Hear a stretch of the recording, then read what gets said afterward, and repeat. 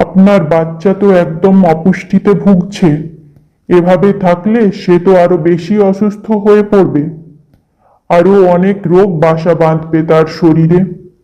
এই বয়সে বাচ্চাদের একটু সুষম পুষ্টিকর খাবার প্রয়োজন হয় বেড়ে ওঠার জন্য।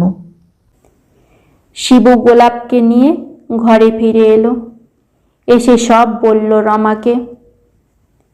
পরদিন সকালবেলা রমা আবার গেল মুক্তা কাকিমাদের বাড়িতে।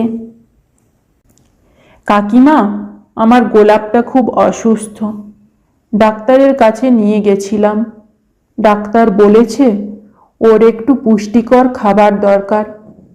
ও নাকি অপুষ্টিতে ভুগছে। এভাবে থাকলে ওর শরীর নাকি আরো বেশি খারাপ হয়ে যাবে। তাই বলছিলাম কাকিমা, কটা দিন একটু তোমার কাছে 1 পোয়া করে দুধ হবে গো। দুধের দাম আমি তোমাকে কাজ করে শোধ করে দেব। দেখ রমা,